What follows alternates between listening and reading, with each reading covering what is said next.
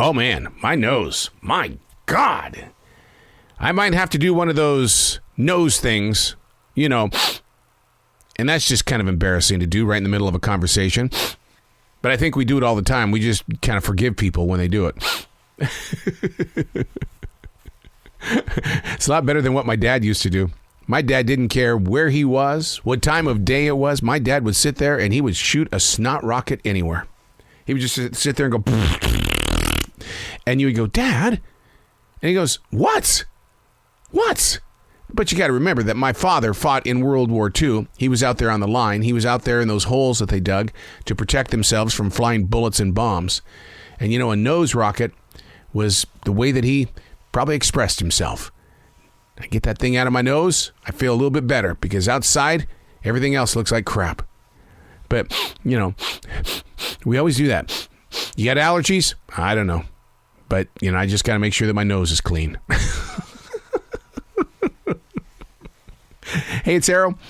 This is the Daily Mess, a chronological walkthrough in everyday world. I am a daily writer. You know, it's one of those things that I wish I could convince you to do. Just to write about whatever's happening in your moment of now. Because there's always something being given to you during your days when you think that there are no answers to any questions that you're asking. But they're right there. They're always being given to you. It's just that we sit there and go, that's what we do. Something happens and it's like, well, you just put it back up in your brain. What are you going to do with it? I don't know. I felt a tickle in my nose and I felt like I needed to do that. It's like, come on now. Figure out your path by listening to what's being given to you. You're receiving at all times. And I'm not talking about your smartphone or any other digital device. It's out here in the real world. Not the metaverse, but the real world. Without going, you know what I mean? This is the Daily Mess. You know, as a child, I heard stories about Elvis Presley taking drugs to go to sleep. And he took them also to wake up. I couldn't figure out what exactly that lifestyle meant when I was a kid. I remember hearing those stories, and I kept going, I don't get it, because I have no problems falling asleep, and when I wake up, man, I'm ready to rock. But look at our generation today. The enormous amount of supplements and drugs that are sold to go to sleep. The amazing amount of coffee and other things to get back up. We are no different than what Elvis Presley was going through. He just didn't have what we have today. I mean, it's amazing how much melatonin goes across my grocery store counter. So bad, I want to break out in a conversation and say, do you know what you're doing?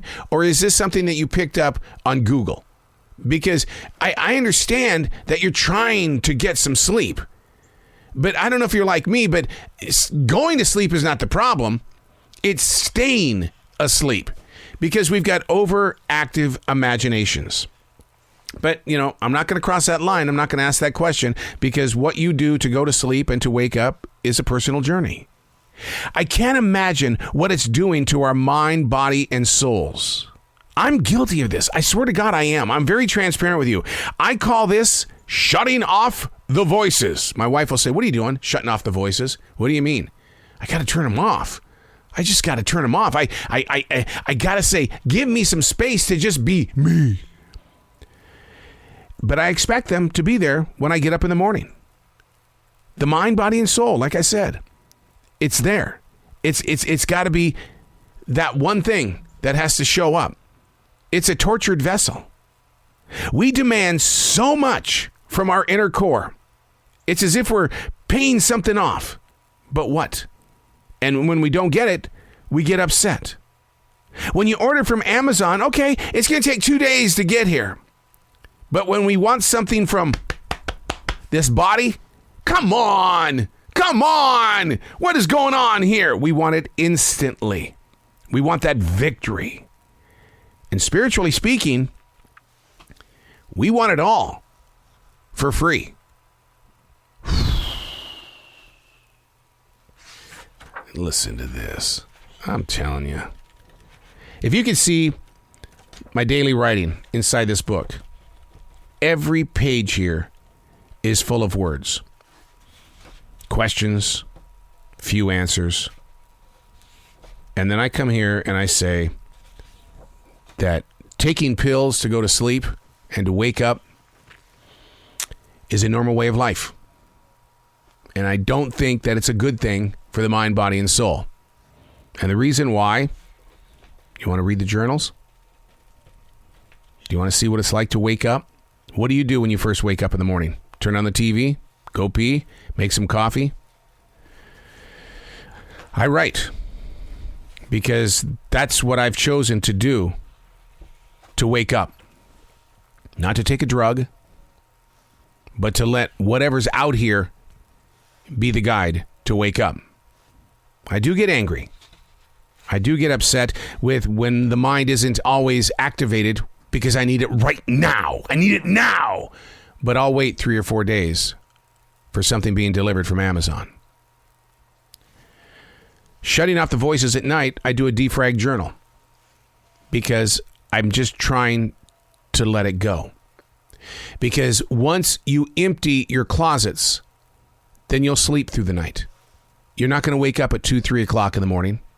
And the reason why is because you let it go without taking the drugs, without taking different things, supplements and things like this, in order to shut off the voices. See, when my wife asks me, what are you doing? And I say, I'm shutting off the voices. I'm not doing anything but writing. I'm giving those voices a place to put their presence. And it's kind of fascinating to come back the next morning, and I literally say this. What did you talk about last night before you went to bed?